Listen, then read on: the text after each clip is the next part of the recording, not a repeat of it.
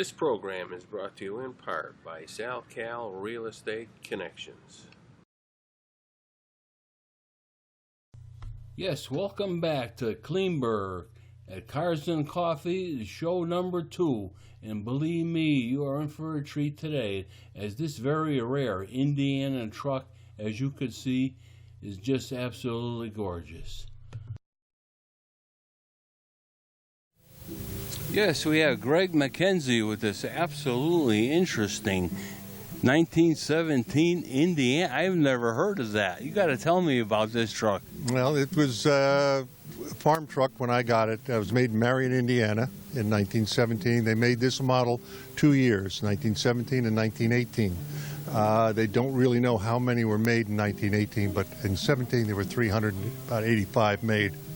And they were big in World War I. They did a lot of trucks. If you go online to Indiana Truck Corporation, you can see what they did. And they started out in the bedding business in the 1800s, heartwood barley, and then they went into making steel frames, of course, for the trucks, and they assembled their own. So this truck has been around a long time, and it was in poor shape when I got it. Tell me, what kind of a motor would a truck like this have? It has a 4-cylinder Waukesha engine in it. It's all cast in one. It's about 20 horsepower. It's got 3 speeds, 3 forward speeds, 1 reverse. It does about 20 miles an hour, and you know you're doing 20 when you're in it. And you want to be sure you can stop because it only has rear brakes in it. Oh boy. So, but it's a lot of fun, and it's very difficult to steer. But how did you acquire this truck, Greg? Well, I was with a friend of mine who has now passed away, but we were looking at some trucks or some cars that a friend of his had, and we went down to his place, and he said, well, I have some other trucks in another warehouse down in the Bronx, New York, which is off Connor Street, which is some area. And he opened up, we had to cut our way into this old warehouse, and this was sitting in the back, and that's how I found it. But he originally bought it from Maine. They were riding around in the 60s, and he brought it down there. And he drove it around a little bit, and then he put it in a barn. And then this fell down through the crawl space. The roof leaked, and then the termites got in it, and they ate 90% of the wood on it. So we restored it, you know. So that's what it was. But he bought it right off a farm. It was a working truck in the 60s. Yeah. Now tell me, where do you call home? Rye, New York. Right. Yeah. Yeah. You come to this event often? I used to come when it was in October the years, and then I couldn't make it till now, till June. So now I come here. This is the first one in June I've been here, but I love it here. You have more than one truck like this? Different trucks? I have a 31 Model A pickup truck similar to the one behind me here, or next to you, and it's a little pickup. And I did have a Buick at one time at 17, but room is a problem down where we are. Storage space, you know. So I just have the Model A. That was it. Do you ever run across more of these out in the field? Once in a while. A friend of mine out in New Jersey has one that's older than this. It's a 1911. And I have a friend out in Indiana who's got 3 of them, but they're in the 20s. And but these teen ones are very difficult to find. I don't know too many left. I don't know, maybe during the Second World War they scrapped a lot of them, you know. But once in a while you'll find some parts for them, and everything we had to do, we had to have made. So it was a project, but it was fun. I'll tell you, I have to commend you. Your work is beautiful, and it really brings you back to what it really was like in that time frame. Yeah, well, if you ought to try to drive it, you better be in this time frame. Be in shape, huh? Yeah, better be, yeah. It's got no power steering. What do they call it, Armstrong steering? Oh, yeah. You had to do that. So, but it was, it's fun, and it's a nice old truck. Thank you. Very good. I want to thank you for your interview, and I hope we see you more often at different events. Yep. But I have to tell you, your work is beautiful. Thank you. Thank you, Greg. You are excellent. Yes, moving over to a truck that's very familiar to me, Ferndale Dairy, and we have Graham Hall. Graham, this brings back memories of when I was a little kid. Yeah, so we love to bring this truck out to the shows. People love to see it, and it brings back a lot of good memories for people. Oh, yeah, the farm, and not only that, ice cream parlor. Tell me about that ice cream parlor. Yeah, the ice cream parlor, we were known for that. It was on Chamberlain Highway in Berlin. When it opened, it was the largest ice cream parlor in the state of Connecticut, and it had a lot of people going there. It was a Sunday treat. Go there. Yeah, me tell you, when you were a kid playing Little League Baseball, after the game, there was only one place to go. That was it. That had everything. I have very fond memories of going there. Yeah. Now tell me, how'd you get involved with restoring these trucks? Well, my sons really got involved in it. These trucks, we have this truck, the 57 Divco, and we've got a 53 pickup truck that all came from the dairy, and they were just rotting away. My sons fell in love with them and decided to restore them. Well, thank God for that, I'll tell you. Yeah, it's been a lot of fun. Takes a lot of money and a lot of years, but it got done. Yeah, and I have to say, your relative Terry, nice guy. He still carries the farm name. Yep, still has Ferndale Farm. He's still doing the farming things. Can't get it out of our blood. Boy, he's a workaholic, yeah. I'll tell you. Yep, very nice. We worked very hard at getting everything going. It's tough being a farmer these days. I see your shirt, Divco, and my memory when we were racing, when we grew up racing at Plainville Stadium. Yep. We used to get the rear end out of this truck. Was like a 6-something gear in it, and they were sought after like you wouldn't believe. Yeah, they were real popular. These trucks, because they take them when they got old and they cut them up and use different things, get the rear ends out of them and everything else. Yeah. That's what kind of happened to these trucks. After home delivery disappeared, a lot of these trucks got cut up and used for different purposes or just got towed out in the farmer's field and rotted away. I have to believe because of that, a lot of them went away, like you say. They scrapped them, But they were, I'll tell you, in their day, you didn't stop these trucks. They ran night and day. Yeah, these things they're real workhorses. That's what they were designed for. They're big and slow, but they were workhorses, and they did the job of the milkman every single day, day in, day out. Tell me, where do you call home, Graham? I'm from Southington. I live in Southington. Know the area well? Yes, very well. Have many family members in the area. So your sons help you restore this truck and the pickup truck. Yeah, my sons did primarily all the work. They're the ones who really enjoy it and have the time to do it, and have done a beautiful job with them. I tell you, their work is spot on. I mean, this thing looks like it drove off the showroom floor. Well, thank you. They're very detail orientated, and they put a lot of time into making it. We wanted to make it look period correct. Do you go to many shows? Yeah, we try to hit as many local shows as we can, and we have a lot of fun bringing these trucks out there. Brings back a lot of memory for people who got milk delivery or their fathers were milkmen or something like that, and they enjoy seeing them. It really is just kind of fun to be with. When I see these trucks, the memories I have.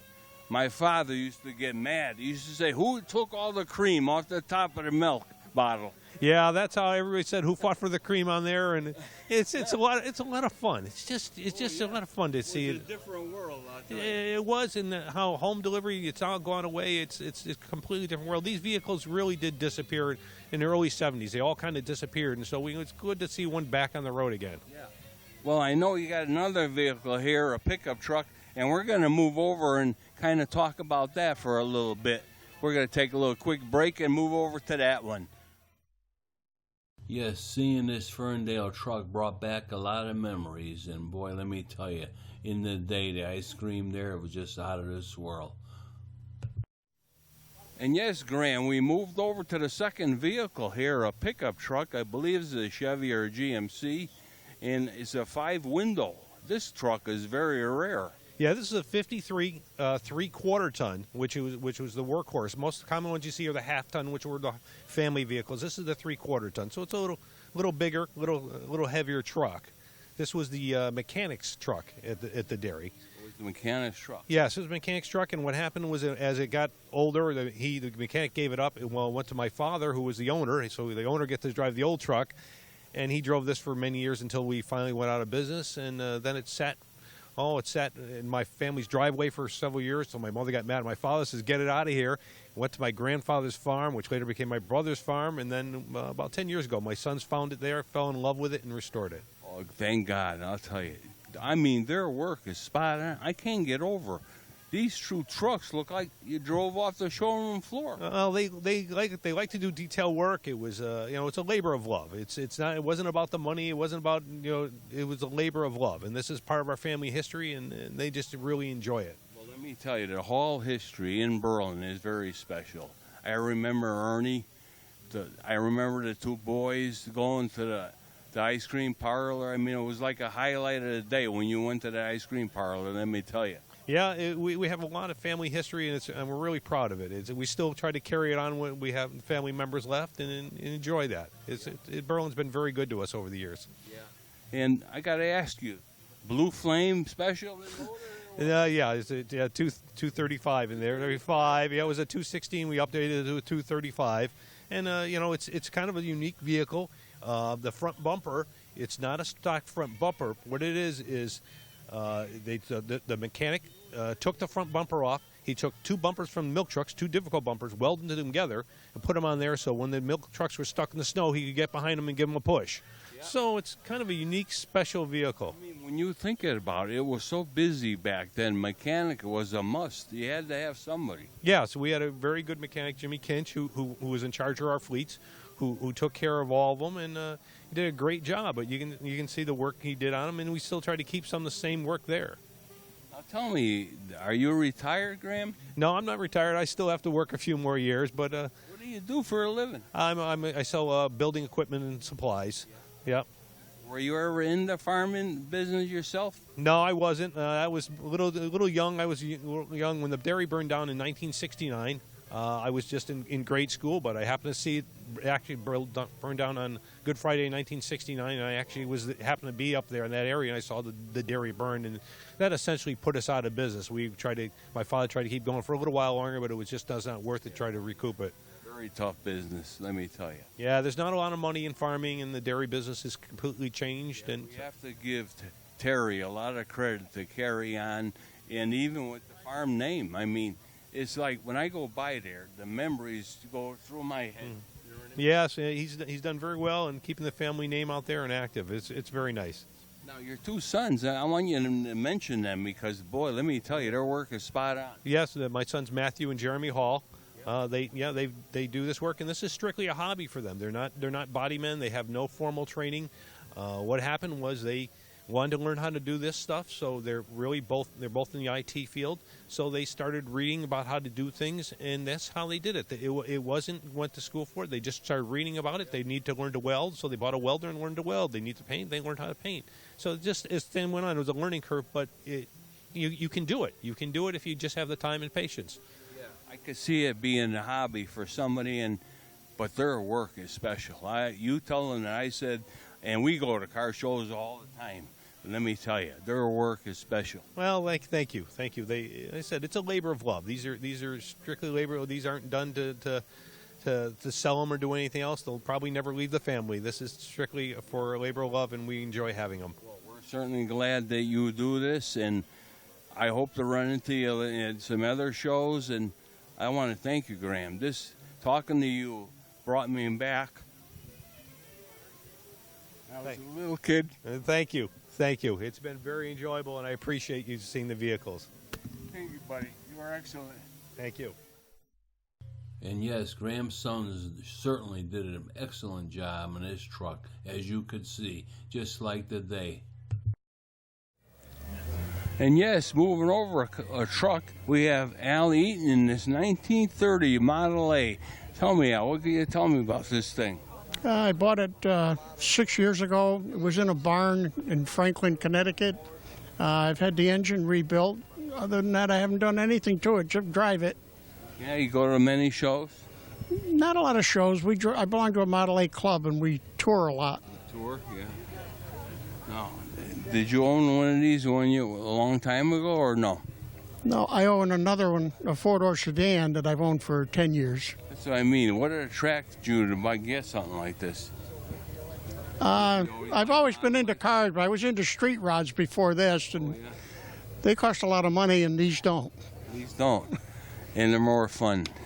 It is. Well, they're both fun, but I use this one more than I did the street rod because I could drive it anytime. Yeah, so it's got the four-cylinder, right? It's a four-cylinder, 40 horsepower. 40 horsepower. You imagine? I know. It goes anywhere you want, though. It's got a lot of torque. That's where it gets your help. Now tell me, where do you call home, Al? Manchester, Connecticut. Manchester, yeah. And you have a four-door Model A? Yeah, a four-door, 31 four-door. Have you come to this Klingberg event often or no? Yes. Yeah, we love this place, I'll tell you. Yeah, Mark Johnson, he's the best. yeah. I was here last year, won second place with the truck. Wow. But Really? yeah, Yeah, we went to some of the events last year. Some got rained out, unfortunately. yeah, they did. It was. I only came once last year, though. But this is the kickoff, event this year, and looks good. I'll tell you, this place is mobbed. Oh yeah, it's beautiful today. Beautiful. A lot of cars and trucks. The theme with the trucks, I really do. Yeah, yeah. I used to see a guy in Glastonbury that restored the old big trucks that are over there, the ones that they haul trailers with. Yeah. He's not there anymore. I don't know where he went. Yeah, I think I know Jaworski or something. Yeah, something like Oh, that. yeah, I've been to that museum. Wow. Yeah. I mean, Mack trucks like you wouldn't believe. Yeah, right. But it's And the history of trucks is special, without doubt. yes, it is. It is. This one was on an apple orchard. That's what they had. That's where it was. Yeah. I mean, I can't believe how nice it is. Really, it's in good shape. Yeah. There's no rot on it. It's not much paint left, but it is what Henry Ford built. Yeah. And you go on a little tour with it now and then, take a drive. Yeah, we do. We go on tours at least once a month. We'll put 125, 150 miles on the cars. Yeah. We went last weekend to a place down in Shelton for a Model A gathering is all it was. It wasn't actually a show, Yeah. but it's a lot of fun. Well, let me tell you, Model A's have a following, without doubt. Yeah. We went to Niagara Falls to a Canadian National Model A meet 2 years ago. There was 487 Model A's there. Oh, my dear. Did you trailer it or drive No, it? we drive them. Really? Well, I can't get over We it. drive them. 2 days up, 2 days back, but Boy, you got a lot of faith in this thing, I'll tell you. Huh? not one trouble. There was 3 of us in the group that I went up with. No problems at all the way up and back. Well, I have to tell you, I mean, I love original things, and boy, this is original as they come, huh?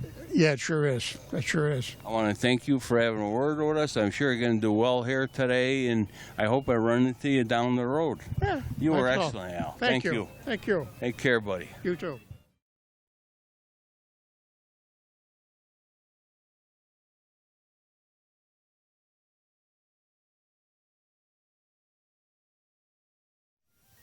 And yes, we got Jim Borba with this beautiful 1934 Ford pickup. And let me tell you, it's in the right color too, huh, Jim? Yes, it is.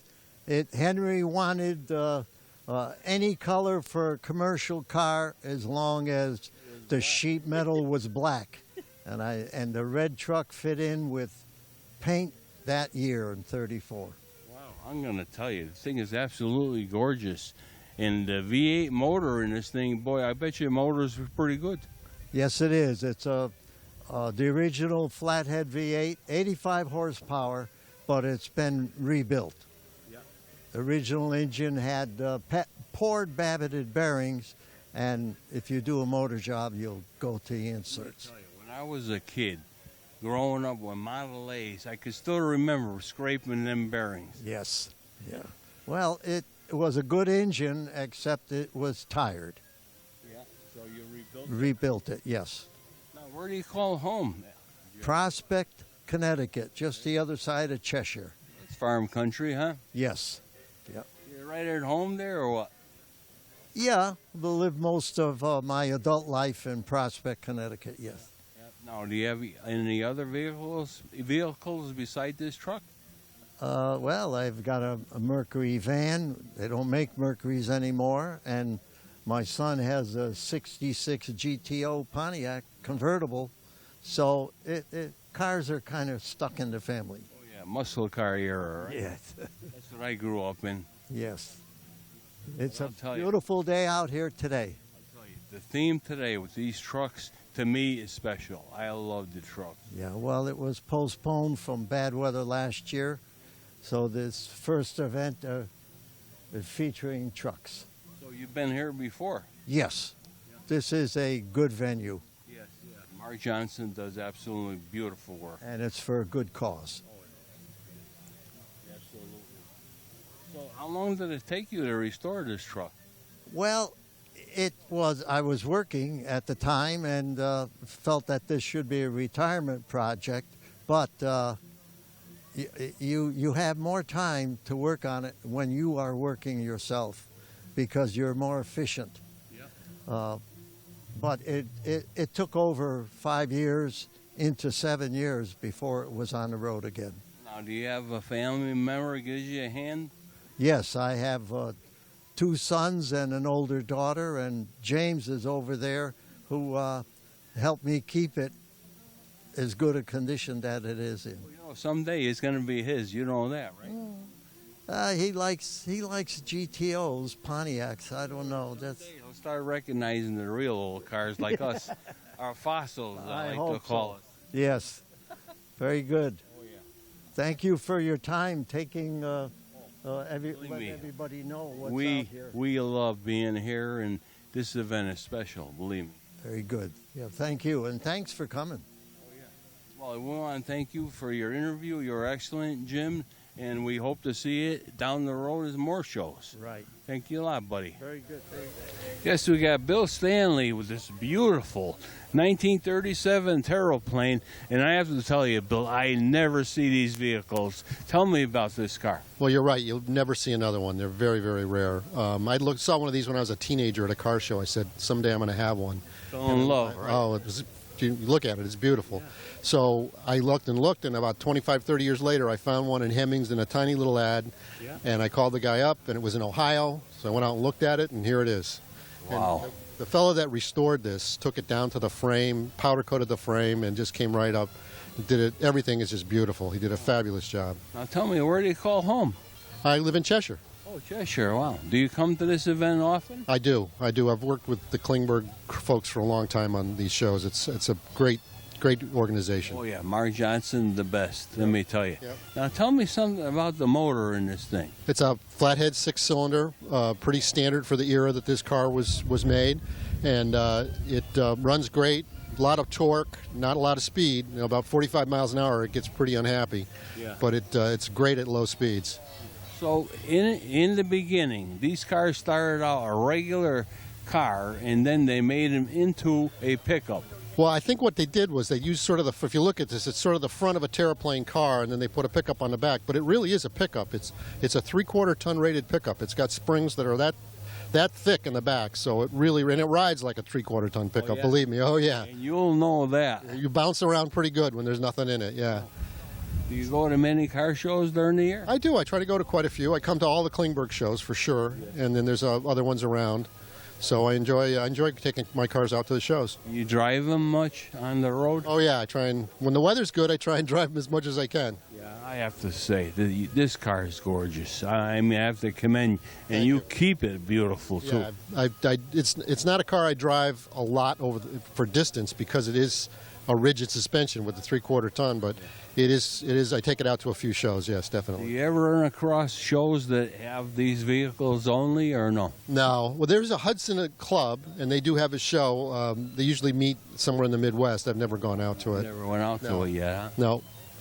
I'll tell you, with the quality of work done here, you should. Well, thanks. Maybe someday I will. But I enjoy showing it around here. Let me tell you, the minute I drove in this yard, I said, wow. I just couldn't believe what I saw. Yeah, the gentleman that did the restoration work had his own body shop. It took him 3 years, and he did everything just perfect. So that's why it looks the way it does. Well, I want to really thank you for having a word with us, and I hope we see you more often, you know. I'll look forward to it. We're going to take some pictures of this car because, let me tell you, it's got a really soft spot in my heart. It's beautiful. Thank you very much. Thank you for talking to us. My pleasure. And have a great day. Thank you. You too. Take care. Bye Good now. luck. And yes, as we give you a shot of the Terraplane, I want to thank everybody for watching tonight. Please tune in again next week to Racing Action Today.